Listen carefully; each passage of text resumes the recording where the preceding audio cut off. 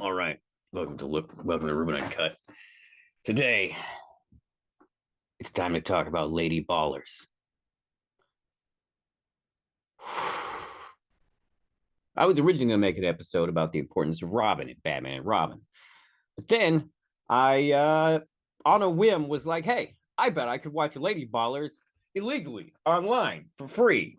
I can't tell you where to do that because I'm sure someone somewhere would have a problem with it. But it's not hard to find. For those of you that absolutely have to see the worst comedy of the year, possibly the decade. I don't know. I haven't seen all the comedies. Comedy's pretty bad right now. There could be worse ones. So where do you begin with a movie like Lady Ballers? Well, we can start at the beginning. I'm actually not even sure where to begin with this. So let's just talk about what Lady Ballers even is. So Lady Ballers is the new movie fresh out of the Daily Wire. Well, the best place to begin with, in terms of the concept, is that it's simply this: a team of basketball players, middle aged white guys, figure that they can break back into the big leagues by forming a women's basketball team where they all claim to identify as transgender. That's the main concept. That's the main premise.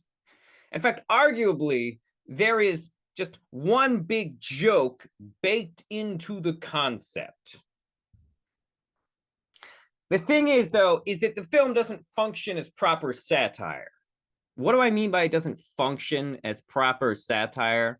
We see satire is based on the truth, and Lady Ballers is based on a lie. Well, let's hear Ben Shapiro explain it to you himself. Approached me and you said we should make a fictional film about this topic. Now, to be fair, I think I'd actually suggested to the Crane Boys that they do this as a doc. Yes. I originally went to them and I said, you guys should like go try out for a bunch of ladies' leagues. And that became not possible because, as it turns out, most ladies' leagues don't allow in actual men. And they weren't willing to go the full distance in terms of what it would require in order to, the actual hormone treatments and everything to play in some of the ladies' leagues. But in any case, it turned into this. So explain. So right there, Ben Shapiro admitted that the premise of this movie can't happen. Why? Because in order to play women's sports, trans athletes have to have undergone some level of chemical therapy. I'm sorry, hormone therapy. So I want you to let that sink into your brain as I get into what the movie is really about. And I took notes. For this because I'm trying to be professional. So at the beginning of the movie, now the very beginning of the movie, I will point out, is just structurally trash. Like its purpose in the movie is unclear and it sets up nothing. I mean, I guess it's supposed to be our introduction to the characters, right? So what do we see? We see them quickly play a game of basketball and we see them, they're losing. They go into the room and the coach gives them their little bullshit speech. And it's supposed to be very, oh, you remember this movie? It's like that movie. Ha, ha, ha, ha, in the movies. Get it? Ha, ha, in the movies. And we meet the team there in their two-dimensional characters, which is like either one too few dimensions or one too many dimensions, depending on the type of comedy the movie is trying to be.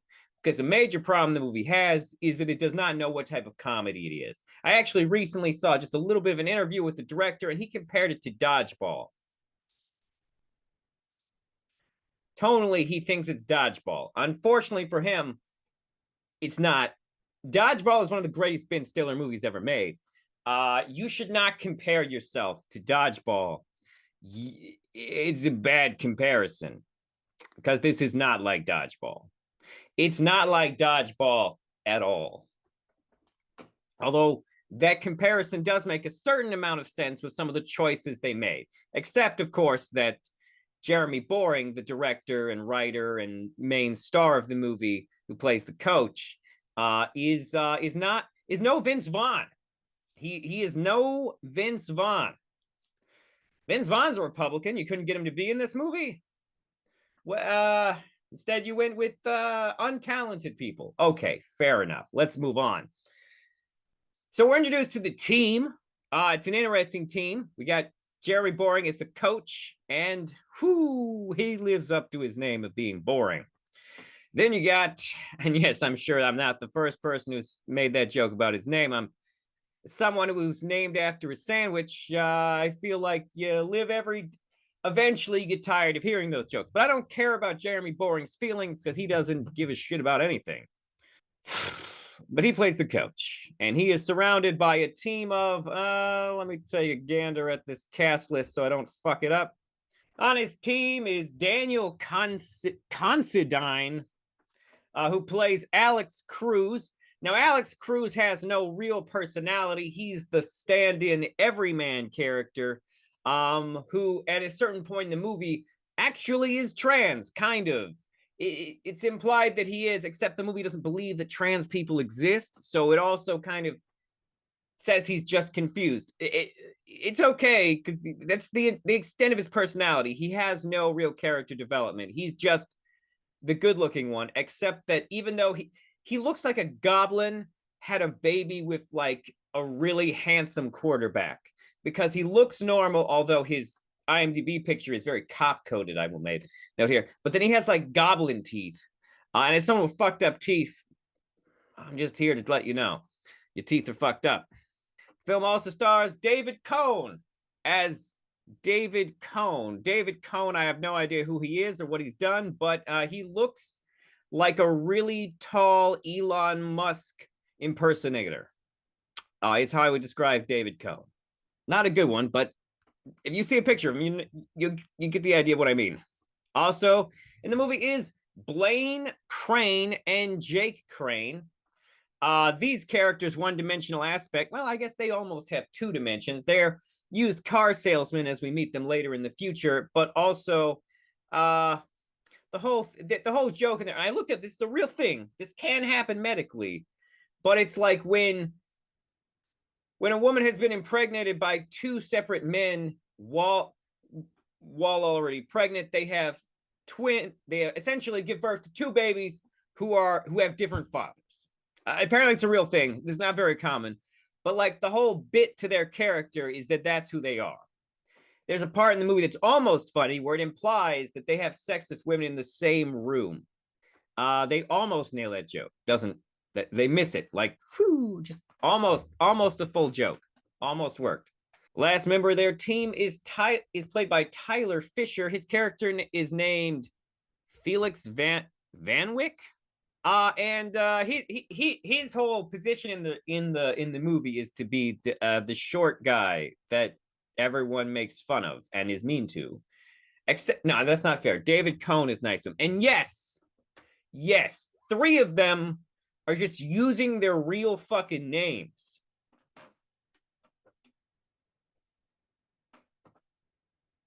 What is this, first session of beginners improv? You're using your real names? Jesus.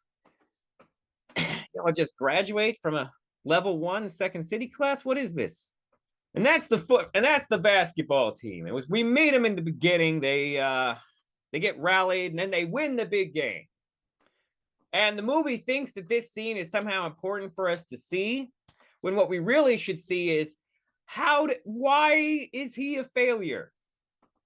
Because as we enter into the real part of the movie, the part that's supposed to be taking place in the real time, we meet Jeremy Boring's character is now the coach of like some community center basketball team, and he's a loser. And the thing about it is that we never see the transition from him being a winner to being a loser. It's just like, oh, we're in the future now, and it happened. Was there a specific game that made him a loser? No, we're never gonna address it. He's a loser. It's like, what happened? Well, what happened? Just careers, they fizzle out sometimes. That's just the way it goes. It's like, but what fucking happened? The movie will never tell you. It doesn't matter. They're just gonna. The first scene establishes their characters, I guess, as incredibly simplistic as they are. Now, in the scene where he's coaching this community team, there's some racial humor. Ooh, where he tells the kids to stop stealing his catalytic he tells the kids to not steal his catalytic converter again, which is weird because in the very next scene we learn that he hasn't replaced his catalytic converter. What the fuck were they gonna steal? Which is like is the type of weird like writing editing issues that are throughout the movie. There's so many moments where it's like, well, what the fuck? Does reality not exist? Did no one go over this script to be like, by the way, this is goddamn nonsense? So either they let's get back to it. So the racial humor of it is he tells the kids not to steal his catalytic converter, and at the end of and afterwards, this black kid steps up to him and is like, "Hey, you shouldn't talk to us like that. It's racist or something." And then as the kid's walking away, he drops a cordless reciprocal saw. You know, like the kind you need to steal a catalytic converter. And this is like a reverse Adam Sandler joke. I don't know if you're familiar with the racial humor of Adam Sandler jokes, but Adam Sandler does this thing, and actually it's not bad in terms of how you do humor, but it was very common in the 90s also. It's this thing where you make it look like you're setting up a racism, and then you switch it around to be like, hey, white people, you just did a racism joke. This movie does it, accidentally flips it back around. It's like, oh, you can't do that racist joke. Flipping it back around. Oh, the racism's true. Yeah, so it's like a reverse Adam Sandler race joke. I'm not gonna lie, I'm not a big Adam Sandler fan, but Adam Sandler's right here in terms of how to structure a joke, and you're wrong. Because yours is just racist. Now the guy gets fired from the community center for being racist. And he ends up goes back to this restaurant-y place that he was once told he could always come back to work at. Finds out it went out of business like 6 months after he left it. And now it's a drag brunch place. They don't actually use the words drag brunch. That just appears to be what it is because it's a diner with dragged servers. Where he runs back into Alex being a drag server. And they end up working there. He finds out that Alex is still, somewhat skilled at physically as an athlete. Oh, wait, but I forgot. We also got to talk about Jeremy meeting. We got to talk about Jeremy's boring, or his name is Coach Rob Gibson. But we got to talk about this. Coach Rob, he has a wife and daughter. Well, ex-wife and daughter. Well, I mean, you can't have an ex-daughter. He's got an ex-wife and a daughter. You understand what I'm saying. But anyways, we see him picking up his daughter in his busted-ass car with no catalytic converter, which, hey, at least conservatives are admitting that catalytic converters do something now. That's progress, right? That's progress. But anyways, oh, and there's a joke about masks in there because, that shit's gonna be totally relevant in 5 more years, or whatever. But his daughter, played by Rosie Seraphin Harper, who plays Winnie Gibson, her name almost feels like there's a joke in there, but it's never really addressed or talked about. But essentially, she gets in the car and starts talking about how Mary Beth or something, Mary Margaret, showed her penis in the bathroom. And like the whole joke is, oh, Mary Margaret's this trans kid. Ooh, they're showing everyone their penis. Ooh. And the dad's all like, oh, that's weird. And the girl's like, oh, you're transphobic.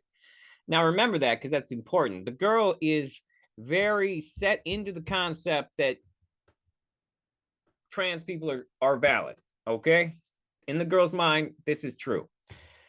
And part of the reason she believes this isn't just the school, but also because her new stepdad, her mother's lover, Chris Dilby, played by, I shit you not, Matt Walsh in a ponytail wig, pretending to be a goddamn hippie, is this woman's new lover. And which is what he refers to it as. And he is a very woke gentleman. And in fact, when we pull up to his house, when we pull up to their house, we see, I got to show you this. This sign, these sets of signs.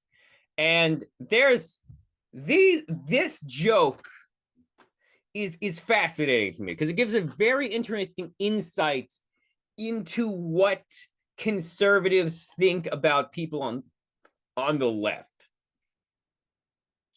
First up, in this house, we believe crickets are delicious. I don't know who's eating crickets. I don't know any leftists who are out here going, yeah, you should be eating some crickets. I don't know any liberals out here saying we should be eating crickets. I don't know like where he's getting this. I don't get me wrong. I'm aware that they make bug-based food nowadays because protein-based foods are all the rage with keto and whatnot. But like crickets are not part of a liberal or left-wing agenda. This is like I've eaten bugs for content, and they are not good. They're not good. Also, eating bugs is not considered vegan. So just a fun fact, not considered vegan. And then it says silence is violence, which is true. What does that mean? Well, it's contextual, but essentially if you see an act of violence and you say nothing, then you are contributing to violence. That's what that means. But then it says, but we believe speech is also violence. Now, this, of course, is a misunderstanding of context, and they're switching things around to try and conflate ideas. No one is illegal, but Europeans coming to America was bad. Once again, weird argument. Weird argument. Like prescriptively, yeah, Europeans coming here, they did a lot of fucked up bad shit when they came here. Okay? They didn't just immigrate to America. They fucking conquered, murdered, and just dominated America. It's not like Mexicans or anyone else immigrating to America now. It was a very different situation. We're not going to let like a bunch of people who just moved to America from like Canada, like suddenly just start pushing other people out with guns. That's not going to be a thing. Guns don't kill people. White people kill people. But also, guns kill people. Like, this is just, nah, what are you doing? Trans rights are human rights. True. Feelings don't care about your facts. Listen, I have never met, almost every time I've ever talked to conservative, they are always arguing with their feelings. I don't know any conservatives who are bringing facts these days. Whenever I look into things that conservatives bring out, like it's always something, it's always nothing. It's always like you read it and you're like, oh, you're either being dishonest or you're an idiot who can't read right. Pride Month is every month. I don't even know if gay people think that. Social credit scores matter. No, like, first of all, social credit scores are a form of authoritarian meritocracy. I don't know anyone who supports that. In exclusive inclusion. That's just hard to say. The earth is literally going to burst into flame any day. So that's the type of, by the way, this in the movie, these signs go by really fast. And hats off to you if you actually manage to read every single one of joke air quotes there, that before it left the screen. If you watch the movie, I don't recommend watching the movie. However, when he drops his daughter off, he learns about a weird sort of triathlon thing with multiple events. This is a sporting event that is not clearly defined. Like, is it a community event? Is it like an actual sporting event? It seems to be amateur. What's going on? But the hippie dude wants him to train him for this athletic event, which, by the way, we never see him competing in.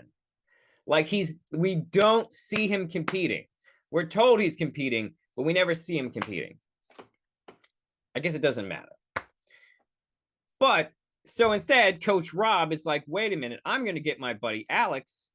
I bet I could train him to win this $5,000 prize, which also, it's confusing how the prize works. Like, there's multiple events. Like, how many events do you have to win to get the prize?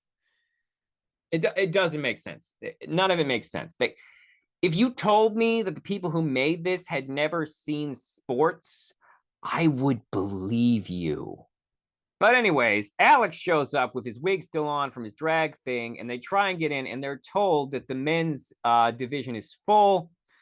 And but then they see Alex and they think, oh, it's a trans woman, and they're like, we're so sorry. Please go on. We'll even waive the fee. Just go on in there and participate.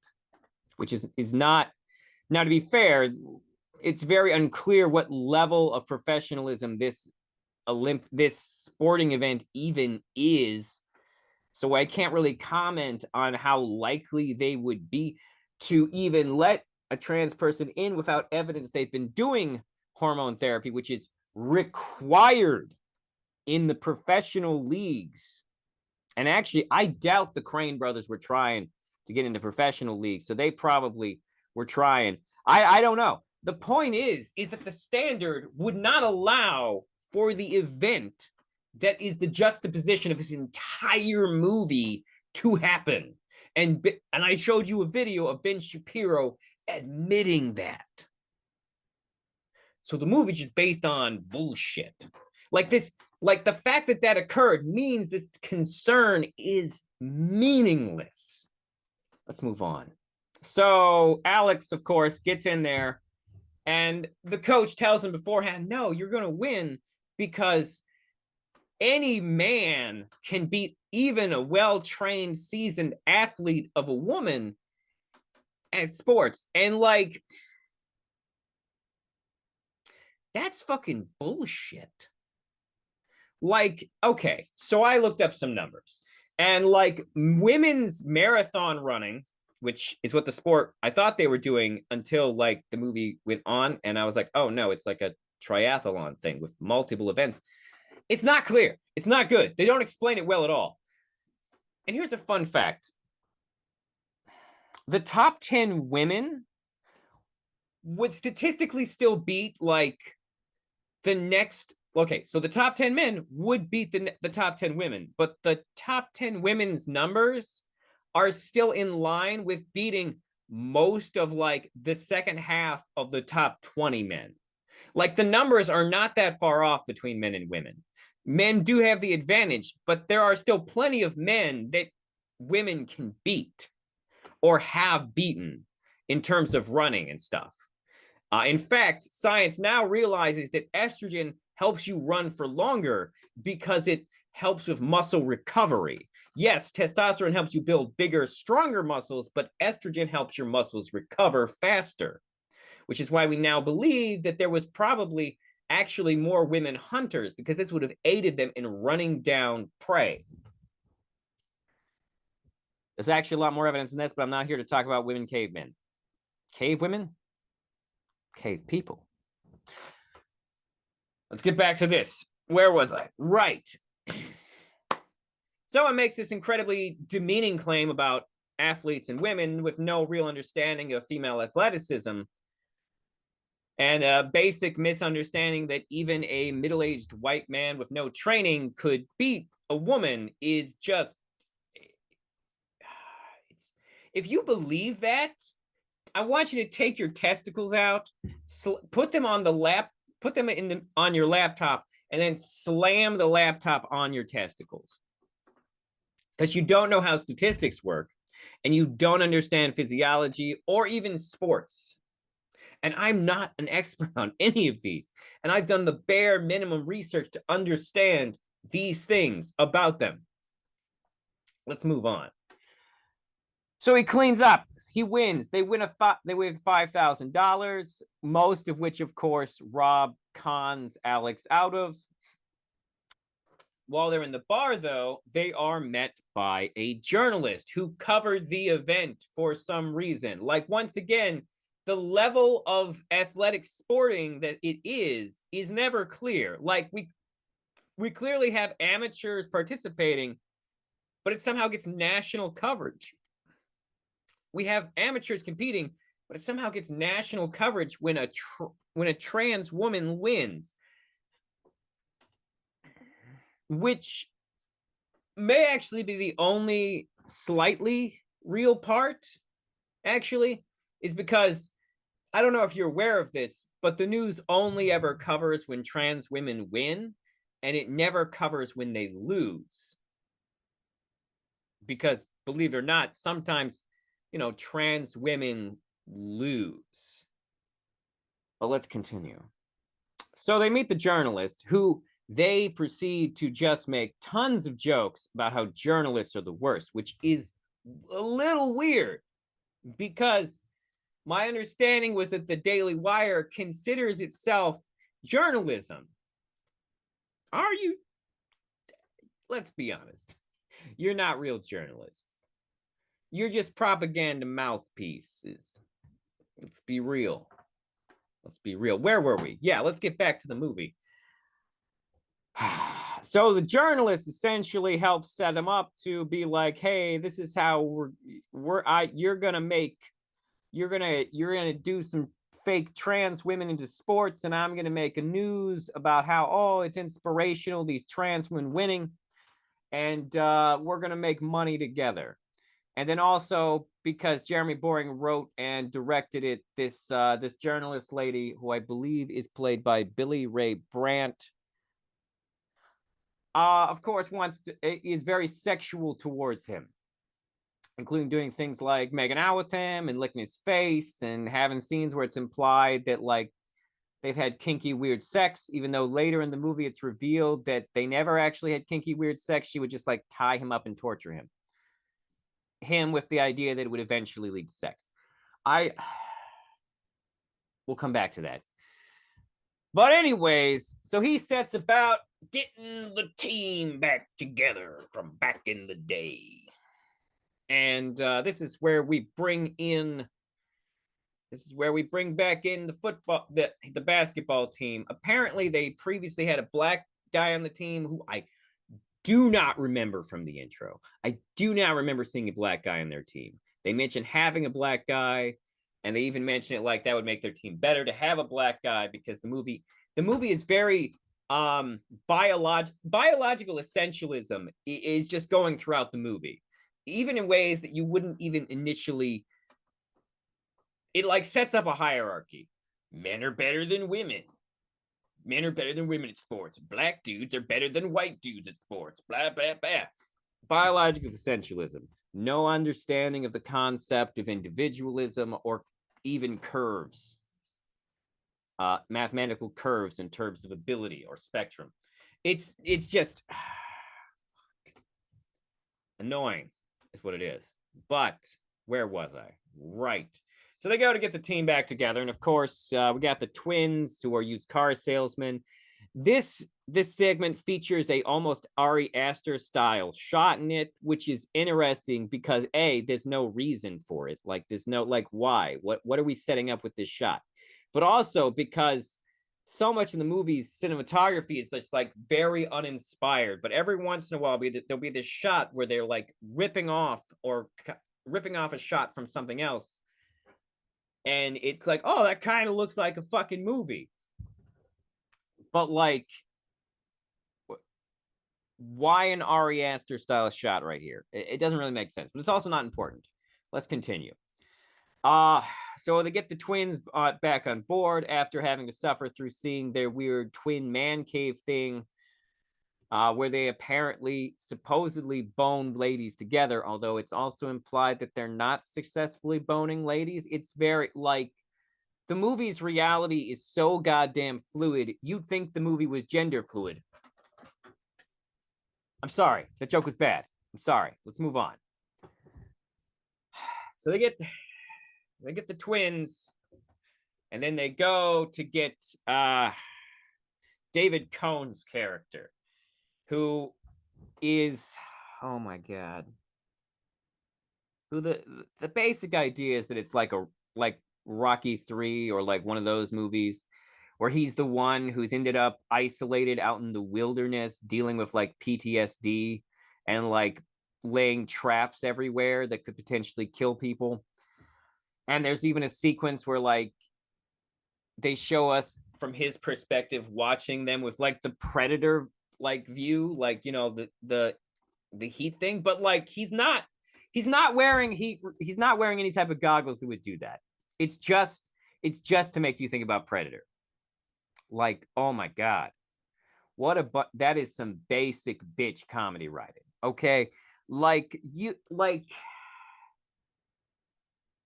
basic bitch, like right up the gate, basic bitch comedy writing. Like, oh, the reference. See, everyone, the reference. That is good enough for a joke. The reference alone. Fuck. Then we find out that David Cohn's character's PTSD is because he was gonna be a professional superstar basketball player, but then in the middle of one game, he got psyched out by the other team's Badger mascot because the Badger is just humping the air. And like he stops to stare at it, and like he can't stop staring at it, and he's like, what is he humping? And like, how is, like, it's clearly this thing has traumatized him, because the sequence ends, and this is never tied up. They never tell you what happens to this guy, but the sequence ends with him, like, after he agrees to go play basketball with them, we go back down to his basement, and well, no, actually, it's before he agrees. The reason he agrees, he goes down into his basement and he finds where he's been having the Badger mascot captured in his basement this whole time and torturing him or something. And like, it's never addressed. We never find out what happened to that guy. It's basically implied that he has just been left there in that basement for the entirety of the rest of the movie. He's probably dead. Yeah, but David Cohn's character comes out, and there's an explosion, and the scene just kind of ends. And so they realize the black guy is, I think the black guy, they imply that the black teammate is dead or something. I can't remember because I don't even remember him being in the movie. And so they end up going to get the towel boy, who it seems like the whole idea is that everyone's really mean to him and hates him, but except for David Cohn's character, who is nice to him for some reason. And they go to him, and it turns out he's super rich now, like super wealthy. I guess, you know, is this the Ben Shapiro insert character? Is that the idea? Is this about how Ben Shapiro was like a picked on nerd in college, and then he grows up and he's like, oh, I'm a billionaire now? I don't think Ben Shapiro's a billionaire. He's just probably moderately well off. And so Tyler, what's his face? The guy who plays Felix, Tyler Fisher, who I've heard used to be funny, and then apparently lockdown fucked his brain. But I have no real evidence for that. But anyways, I've heard a number of people say that he is playing the Steven Crowder character in the movie, and by that they mean effeminate, which is an interesting comparison on Steven Crowder there. I guess it's because Steven Crowder likes to play drag and gay characters a lot. It's just so stupid. It's just so stupid. It's just all incredibly so stupid. And I understand that to a certain extent, That's what the movie is going for. The movie is going for dumb comedy. But let's continue along with this travesty. Check my notes here. Oh, I almost forgot to say this. The movie misrepresents the reason that there are separate sports, that sports are separated by gender. It's actually, fun fact, it's not to make things fairer to women. When most sports were created, people didn't give a shit about that. That's how the movie wants to present it to you. But the reality is that the real reason that women's and men's sports were separated was because women started to win things. Now, to be fair, those things were like figure skating and tennis. These are apparently sports it's not uncommon for women to beat men at.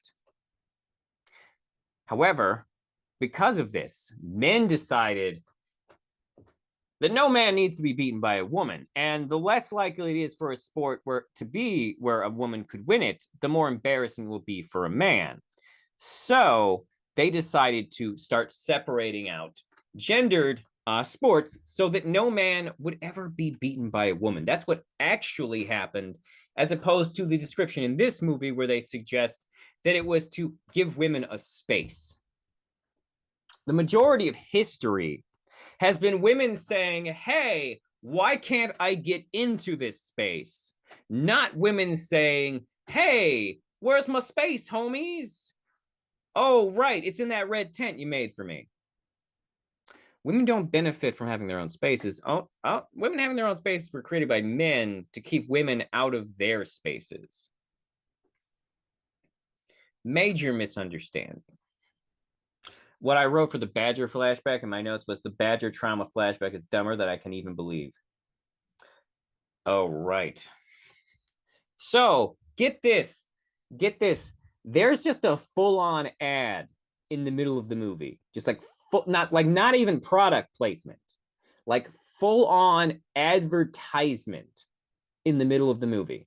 Where they just start shilling this, like, razor blade company. And I looked it up. They're a real fucking company. So it's not a joke. It's not a joke about product placement. It is legitimately an ad in the movie. They legitimately got money to put that in. No way they didn't. There's also a very forced Epstein Island joke in the movie where like a guy goes to body slam one of the other teammates and he's like through a table and he's like, you just got to Epstein Island and you know too much. And he slams it, and it's like, how many of these jokes are just going to be virtue signals? How many of these jokes are just going to be like, hey, yeah, the conservative memes, get him out there. The scene, this of course takes place when the team is getting together at Felix's house in his recreated basketball court he made just in case his bros ever come by, and they finally have. The movie makes almost no commentary on men trying to capture their relived glory, which is an interesting omission. Here we have the journalist lady comes in and she blows a whistle to get everyone's attention, and the coach goes, oh, you have a coach whistle. That's funny. Why? Why is it funny? Why is it funny for a woman to have a coach whistle?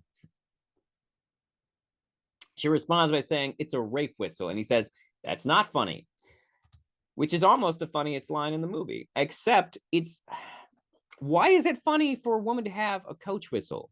Anyone can have a coach whistle. There are women coaches. The movie is aware of that, right? I mean, what the fuck? Another thing is that there's a constant running gag of everyone fat shaming David Cohn, which is weird for a number of reasons, not the least of which is not fat. He's not fat. He's not a fat guy. Doesn't look fat in the movie. He makes a line and even says in the movie one time, I only gained 3 pounds, and everyone just keeps fat shaming him because that's a joke, I guess. In the same sequence, they already have jerseys. Like, they already have jerseys. Why do they already have jerseys? They just got to Felix's house. has time passed and the movie has forgotten to tell us about it? Like, seriously, the passage of time in this movie makes no sense. Like, at any point, does it make any sense? Like, it just doesn't. Time in this movie is a construct. Like, it's not like a Christopher Nolan movie where, like, halfway through the movie, you realize that there's some really obscure thing that's happening in the movie that allows you to track time. No, there's just none of it makes sense time-wise. Once again, zero. Who edited this? Who edited the script? No, the answer is no one. The answer is no one. No one edited this fucking script, is what I'm saying. At this point, the little girl comes in and has to explain to them all how the whole transgender thing works. And there's a lot of commentary here about you were always a girl, you were always a boy, gender fluid, all these things. And I'm going to be honest with you, the scene is very telling because it doesn't feel like it explains anything properly or well at all. And I'm not even an expert. So they end up going into their first basketball game as women against women. And this is where we meet Ben Shapiro. He is the coach. Quick edit. I said coach, but I meant to say referee. Ben Shapiro is a referee. And it's at this moment that we realize how full of shit the movie is. Because during their first basketball game, Ben Shapiro uses the movie's 2 F-bombs. And they're both bleeped out. I'm sorry, but the most triggering movie of the year is afraid to say fuck? Are you what? Who is this movie for? Like, do you think people are watching this with their kids? I would not. Kids shouldn't be watching this movie. It's not appropriate for kids. Like, none of it is. Like, by conservatives' own logic, the movie is not appropriate for children. It features drag. And you're afraid to say fuck?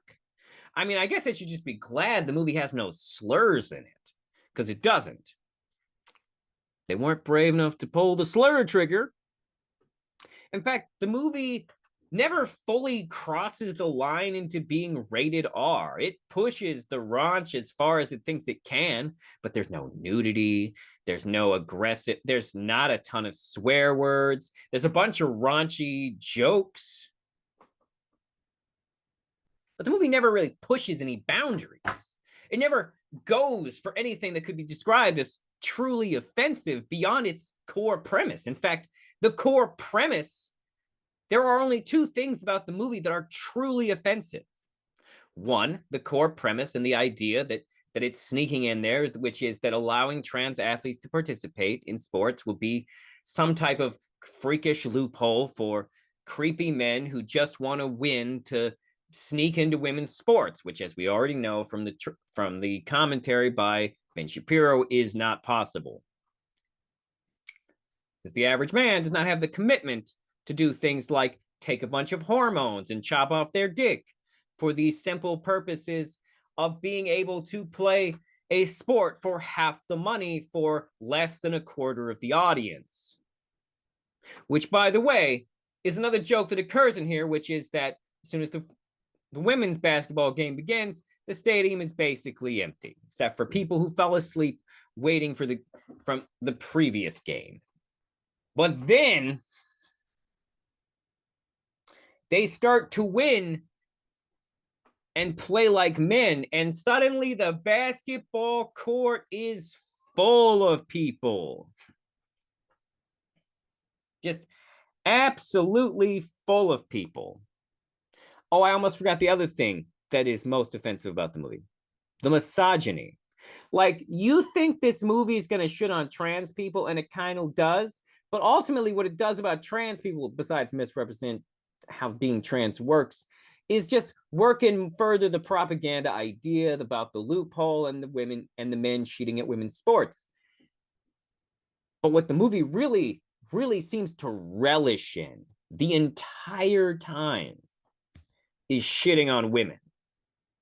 The whole movie is shitting on women, just constantly from beginning to end, shitting on women. The movie portrays women terribly. And essentially, the core concept, the whole concept, is that women are not good at things. And we just let them do sports for funsies, which raises the question of why is it a big deal if you erase cis women from sports with trans women? At every point, the movie shits on women's sports to only say, we gotta protect women's sports, even though they're garbage and trash and women athletes aren't real athletes. Like, it doesn't, like, their worldview is so incoherent. Like, if you hate women's sports so much, why are you trying to save them? If you think that women are better at just being moms, why are you trying to save women's sport? It doesn't make sense. Like, philosophically, it does not make coherent sense. But back to the game.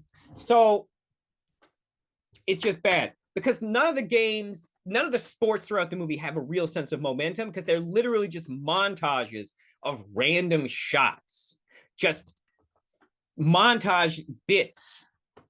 Okay. Oh, I almost forgot to mention this. The movie has a quote unquote parody soundtrack. And by this, what we can say is that, like, yes, the music does indeed sound like the era of music that you are trying to sound like in an almost South Park-esque way, except you forgot the part where South Park songs are funny and none of your songs are funny. Like, it's kind of like, yeah, okay, I'm waiting for the punchline. I'm waiting for it. Oh, the song's over. Okay, it was never got funny. The song never got funny. Okay, fair enough. It's so bad. The idea that the basketball stadium fills up with people mid-game also just because the journalists started posting it online and people were like, oh, brave, stunning. And then they all came, and then people just came in off the streets. And there's even a part where one guy's like, yeah, when I'm watching this, it's like I'm watching men play basketball. And it's like, oh my God.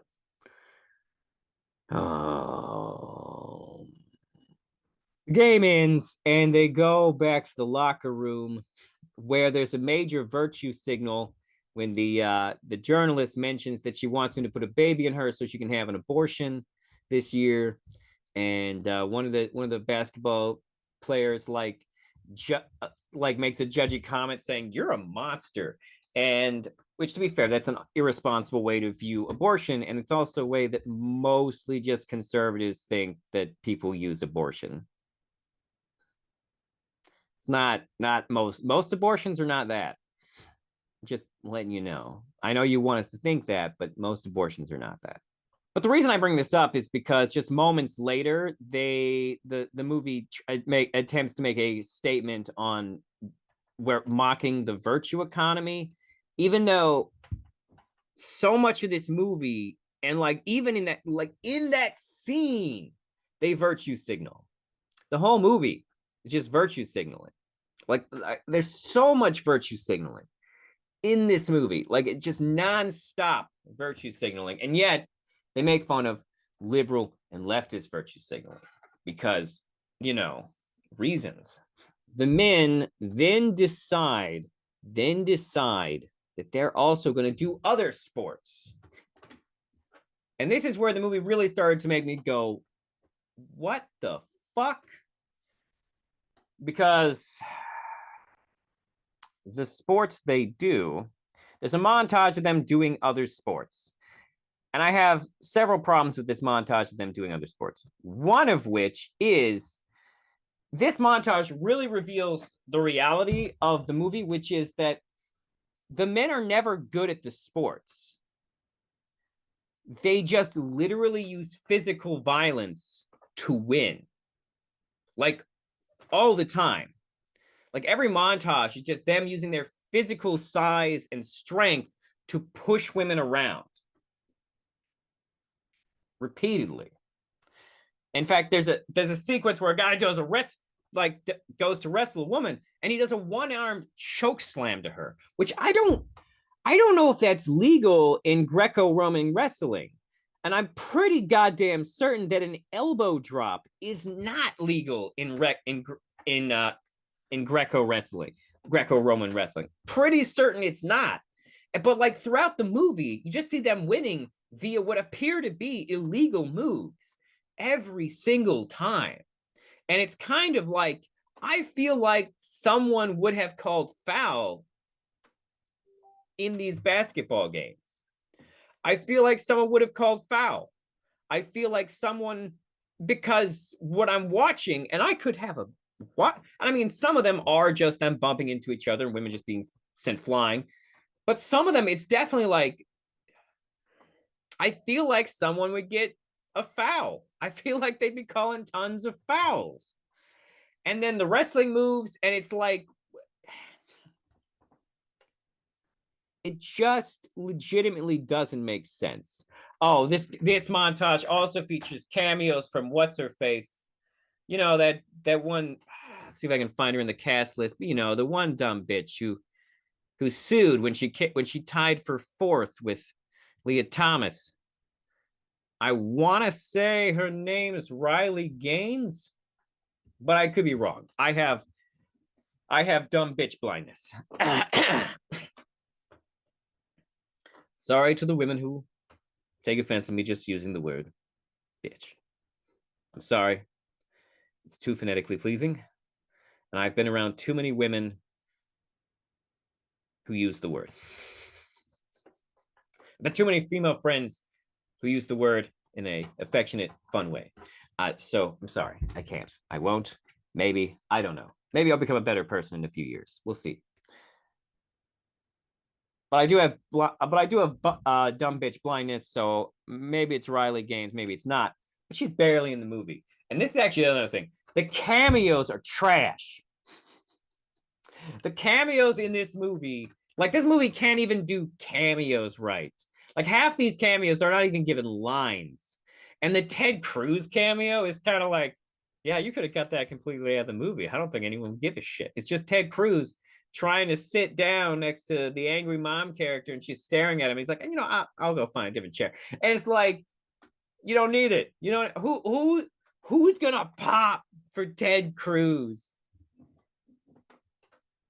If you pop for Ted Cruz, legitimately you're a loser. I'm sorry. He's a bitch. Ted Cruz is a bitch. There, I just apologize. Now I'm saying bitch a bunch more. But Ted Cruz is a bitch. That's just a fact. He let Donald Trump insult his wife, and then he still sucked Donald Trump's dick, metaphorically, I assume. Oh, I haven't mentioned this. But Brett Cooper and Michael Knowles are in the movie. And now that I've heard the thing about beach ball, this kind of makes sense. They're the attempts at being the like dodgeball announcers, but like they're never in the courts. They're always on television, which is oh no, that's not true. Later in the movie, they're on the courts, but in the beginning, they're always on TV, and they just suck. They are bad actors. Oh my god, Brett Cooper's starring in there in their Snow White movie. Oh my god, that movie's gonna be so bad. I'm gonna have to legally watch that one too. But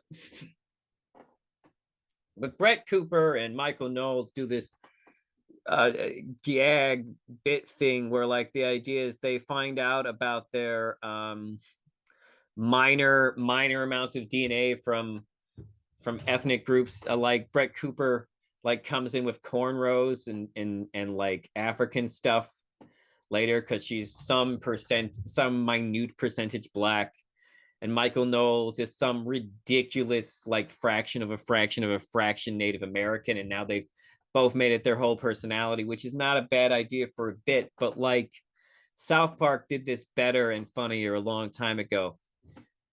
Like that's a serious problem with conservative comedy, is that like the closest thing to good conservative comedy that's ever existed, as far as I'm aware, is South Park. And South Park doesn't even consider themselves conservative comedy.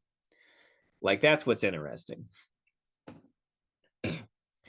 Oh, but back to this stupid fucking montage, because the part that threw me off in this montage the most is there's a part where it goes to Felix, now going by Sheelix, who now has a vlog where they talk about being a girl now.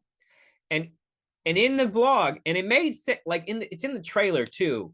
And in the trailer, like you're like, okay, it doesn't flip your what the fuck radar because it's in the trailer and it's isolated with no context. But it happens in the middle of this fucking montage, and he specifically says it's his first day of being a girl. But how is that possible? We literally just saw you play a basketball game. Is all of this montage happening on the same fucking day? Jesus Christ. Take a writing class. Like, how did that get through the editing process? Like, how did that get through the script editing process? Oh, because there probably wasn't one. There probably wasn't one. Fucking Jeremy Boring probably just wrote it in a day and was like, yeah, it's genius. I'm a genius. And he patted himself on his tiny back. Because that's another thing, is the movie makes him look short as fuck.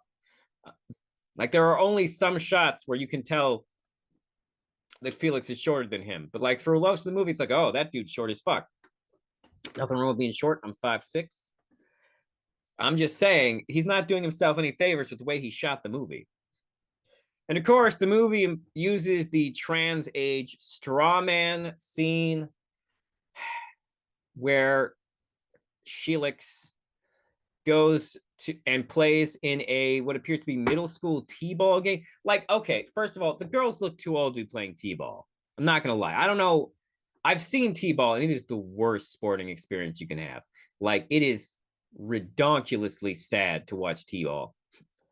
But basically, he hits the ball, and it just slams into this girl who's pitching.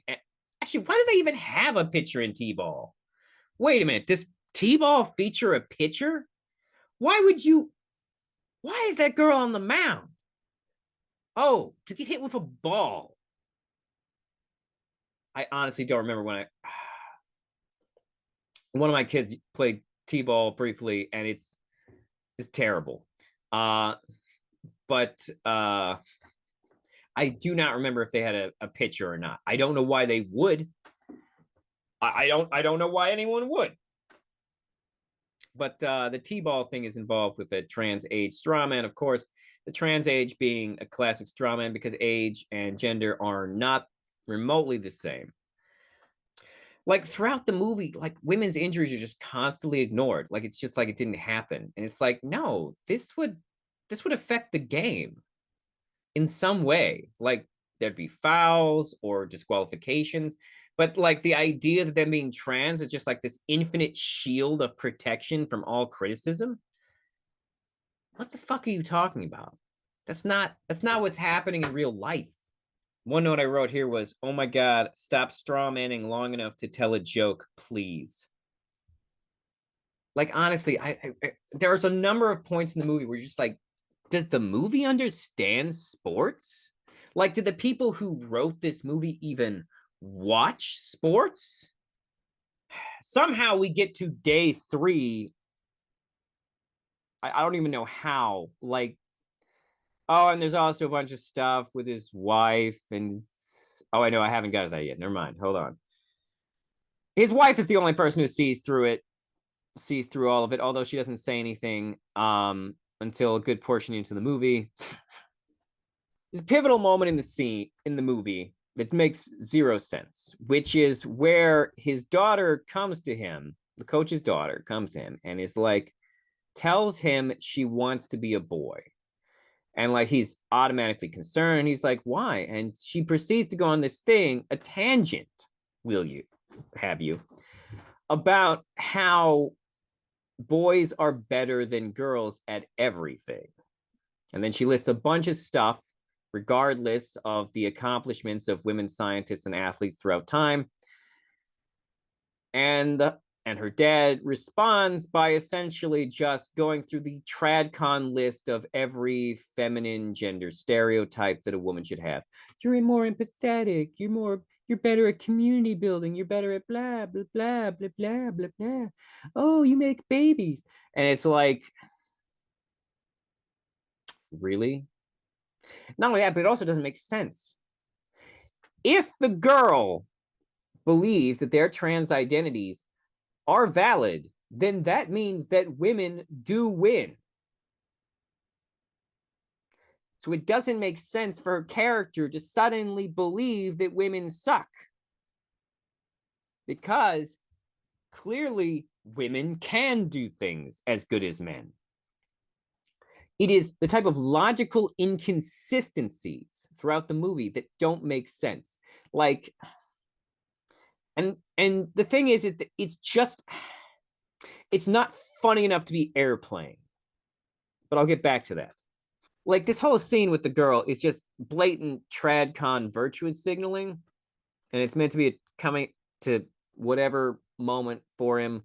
And he goes out and he gets into a fight with his wife, and the daughter sees it. And of course, Chris, played by Matt Walsh, is like, tries to be comforting to her in his weird way. Oh my God, I totally forgot about the rapist. He never rapes anybody, but there's an implication that he would. There's a guy who constantly pops up throughout the movie to say how much, like he's trying to proposition them as transgender prostitutes. And there's a scene that vaguely implies that he may or may not have had sex with Matt Walsh. We don't know, because the scene just ends awkwardly with them standing together. But yeah, it really feels like the part that it's weird they couldn't have hired Rob Schneider to be in this movie. Like, seriously, there are like professional conservative comedians out there in the world right now that you could have gotten to be in this movie, and you did not. We'll come back to that. But anyways, it goes on, and they go to the final match, and in the final match for the game, to be in the not the Olympics global games, they show up to play, and lo and behold, they're all on the verge of doing quote unquote the right thing. They never do the right thing. At no point does anyone do the right thing in this movie. There is technically no point at which anyone does the right thing. Continuing. To discover that at the very last minute, the other team has done a full substitution of their female players. And I'm using female here on purpose, for a bunch of young black guys identifying as women. And no, I don't think any of these characters in this movie are trans. The possible exception of Alex, but we'll get to that in a minute. So yeah, they have to fight their final game against other men. Not just other men, though, as the movie wants us to understand. Young black men who would destroy any middle-aged white guy. Biological essentialism is akin to eugenics, everybody. Never forget that. So, but I've been waiting for this moment because I need to talk about this moment, because this moment shows like how cowardly the movie really is. So, earlier in the movie, when they're fighting the women's basketball team, they're having the montage, because all the events are montages that have no real sense of movement, direction, or even the ability to let you know who is winning or losing. Previously had that montage where they're like knocking women over and whatnot. Four times I counted, and I could have missed one. 4 times in the montage where they're playing against the women do men's penises through their shorts collide with women's faces. 4 times. And then we go to this montage that is almost a clever bit, where essentially it is an inversion of that montage, but now it's them being beaten by the black men. And they both montages feature these sequences where like they're getting hit in the face with basketballs, like actual basketballs. However, not once that I counted in the montage do any black men's dongs make contact with any white men's faces through their shorts. They didn't have the balls to do it. A movie that claims to be triggering was afraid to do that shot. You fucking bitch ass pussies. Now, maybe I missed one, but I think I noticed 4 in the women's montage, and I didn't see a white supremacist. You have ruined making the 0. I saw 0. God damn it! I saw 0 fucking versions of that shot. 0? No, that's just as bad. God damn it! That's like it's toothless. The movie is toothless. Like, it's relying entirely on this single premise concept to be triggering. I don't actually think the movie understands how incredibly misogynistic it is, because it is. The entire movie is just shitting on women's sports, just from beginning to end. One of the almost most coherent moments is a part where the journalist points out the conservatives don't Google data. It brings up the word transhumanism, but doesn't have the balls to call out the biggest transhumanist currently walking around, which is Elon Musk. And then there's the scene where Alex comes out as trans to Rob. And like, this scene is basically just Rob invalidating Alex as being trans. This would make Alex the closest thing to a trans character in the movie. And what do they do with it? They tell him he's not. They invalidate it. They say he's just confused. And then they move on.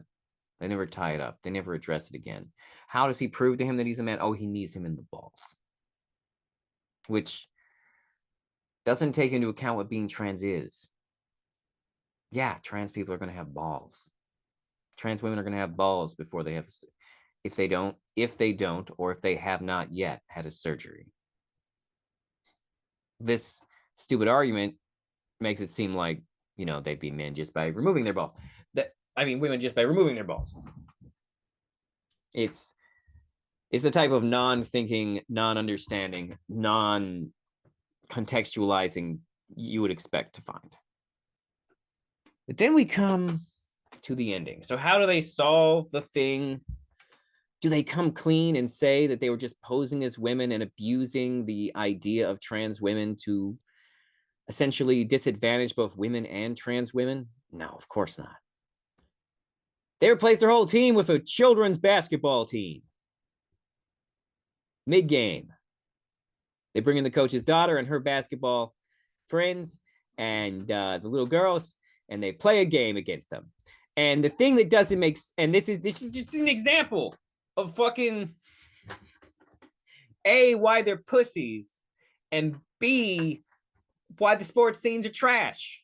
They proceed to have a montage that appears to be entirely the black guys succumbing to cute children and helping the cute children play basketball. And then it cuts to the news reporter guys at the end, where they say that the children were beaten like over 400 points to like 17. Which means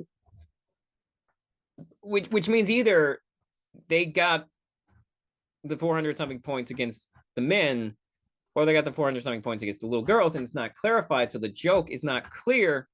But also, this feels a lot like they did a weak, watered-down version of the South Park episode about Pee Wee hockey. Now, I don't know if you've seen that movie. I don't know if you've seen that episode that is making fun of sports movies a lot better than this one. But it features a sequence where a bunch of like kindergarten age Pee Wee hockey players end up facing the Red Wings, and the Red Wings just fucking dominate them. Just like throw them around, hit them, knock them to the ground. Like, it's brutal. And one of the most uncomfortable sequences in any South Park episode. But South Park had the balls to commit. South Park was, this movie can't commit. It wants you to see, oh, the cute scene. But then it also wants you, they got destroyed. They want to have it both ways. What a feckless movie. Like, so much of the sports, like a lot of what happens in the sports in this movie makes Air Bud seem reasonable by comparison. And then the movie slowly closes itself down. The family's back together. He's back with his wife. I'm skipping over a bunch of stupid shit that doesn't even matter, and I don't fucking care about it at this point. I'm almost tired of talking about this movie at this point.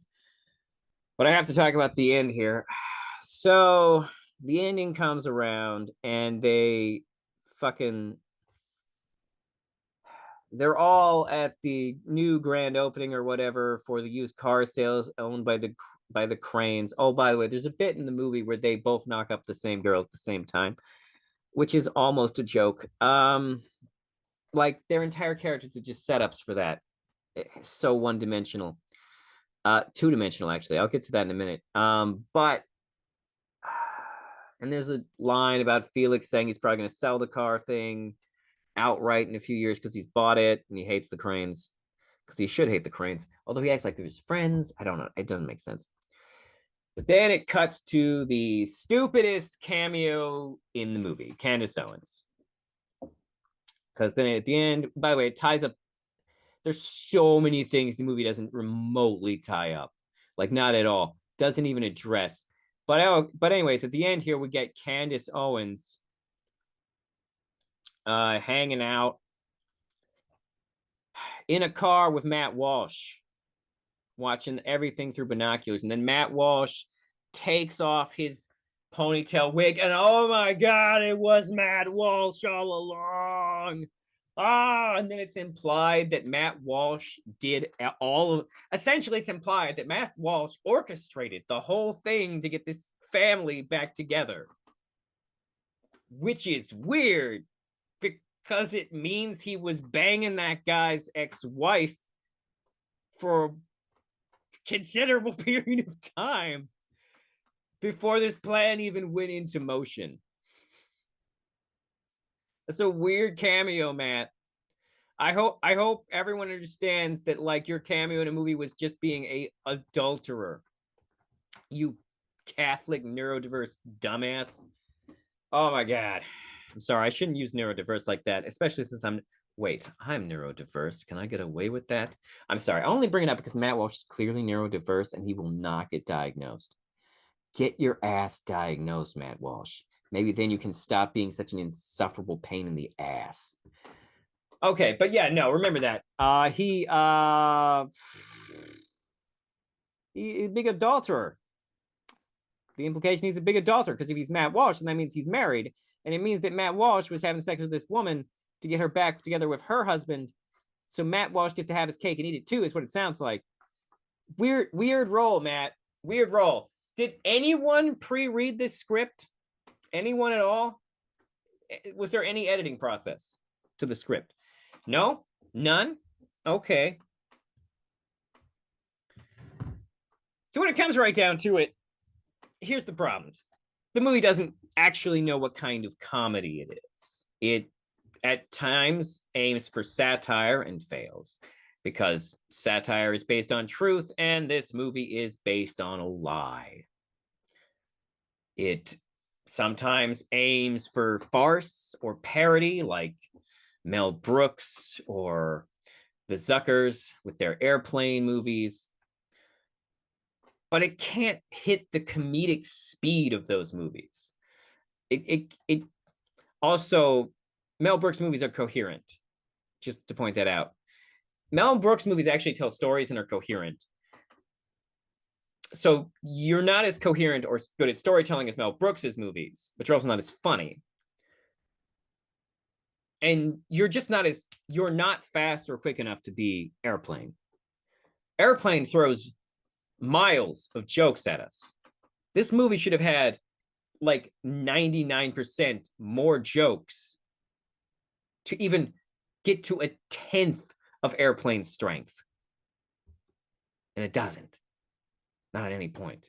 It's not, I mean, hell, Dodgeball has more jokes, has more bits, has more character bits, more interesting character bits. I'm surprised they didn't rip off the pirate bit.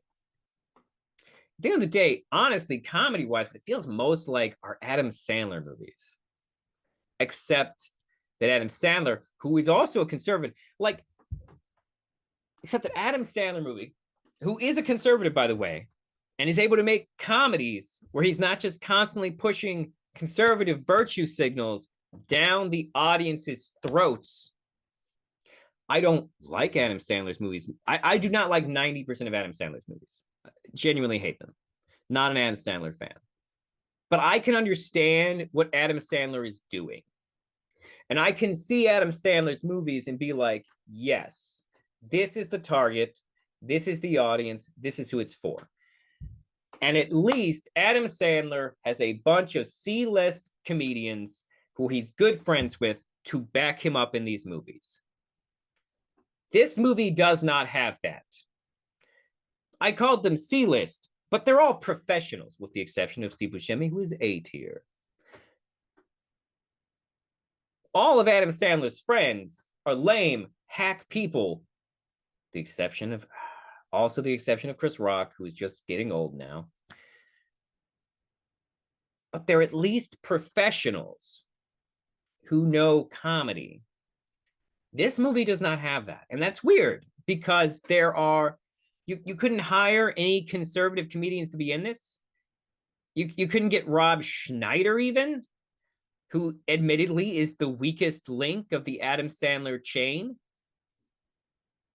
You couldn't get you couldn't get Kelsey Grammer, who's very talented, could have elevated your movie even a little bit. You could have gotten no Kevin Sorbo, no Jim Brewer, not even a Roseanne cameo. Like, no, Roseanne's not funny anymore, let's be honest. No one in this movie is talented enough at comedy to carry the film, especially not Jeremy Boring, who is doing his best to be a Will Ferrell type character, except he doesn't have the manic energy to pull off Will Ferrell's absurdism. He can't even reach Vince Vaughn's.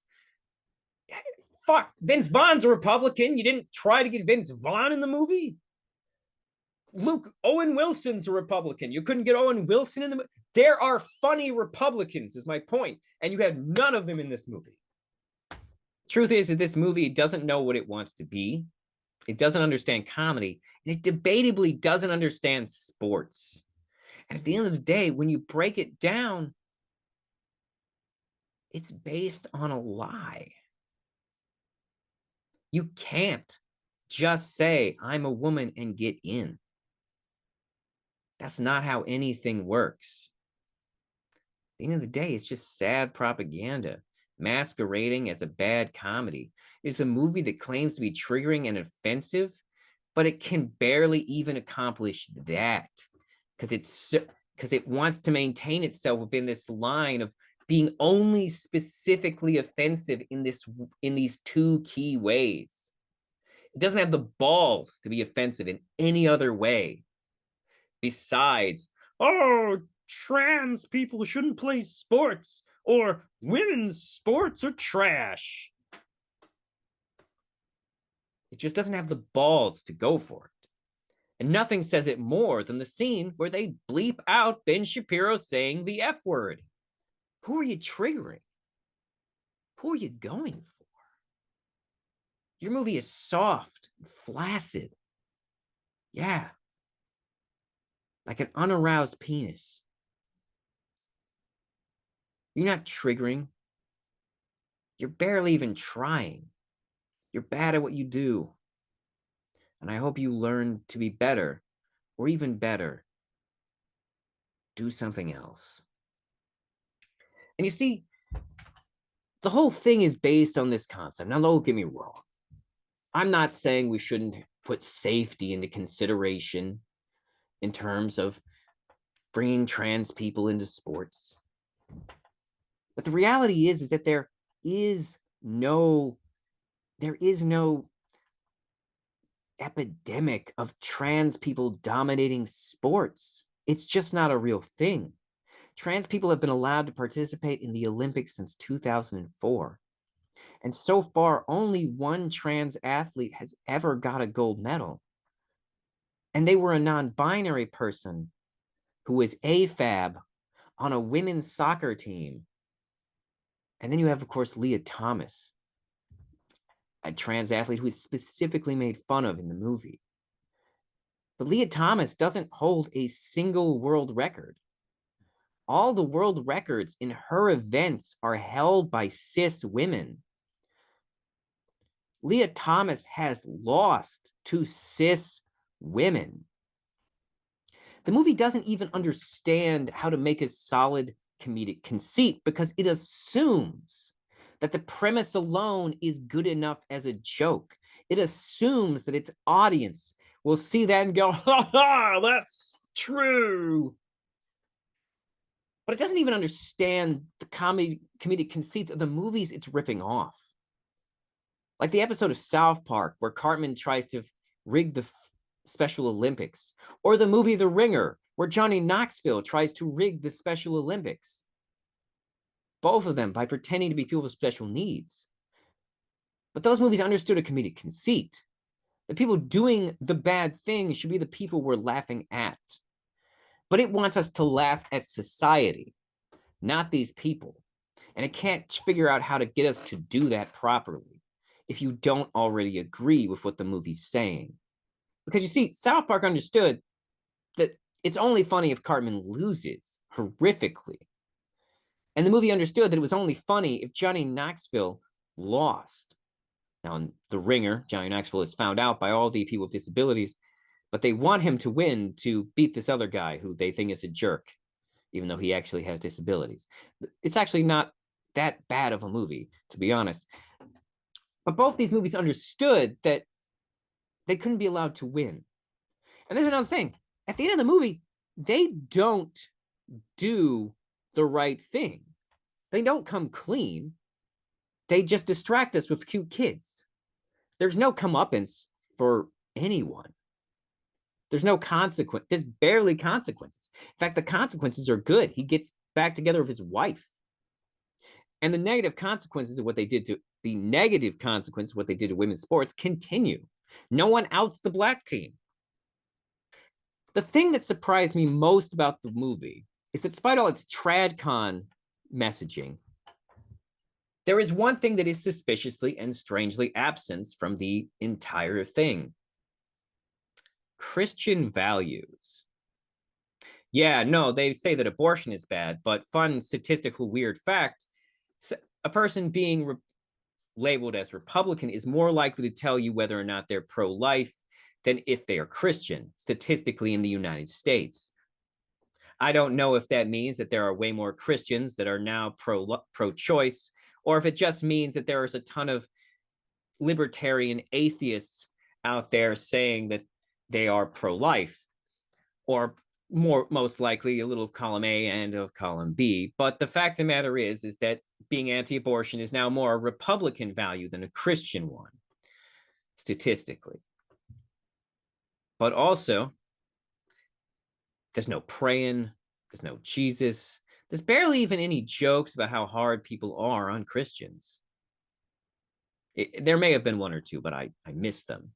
And also, none of the characters embrace Christian values at all. The Cranes are man whores. Tyler is all too ready to cut off his penis to please other men. David Cohn is a apparent kidnapper and murderer. And Jeremy, kind of scummy throughout the movie. He cheats, he lies, he steals. So that's just a surprising, weird thing about the movie. So yeah, no, Lady Ballers is bad. Lady Ballers is real bad. So yes, thank you for listening to Ruben Uncut and my thoughts on Lady Ballers. Please follow on Spotify and like and subscribe and ring that bell on YouTube. Or follow or subscribe wherever you're listening to this podcast, if you're listening to it in podcast form. You can also contact my podcast by emailing me at rubenuncut@gmail.com. Thank you. Have a wonderful whatever, wherever you are.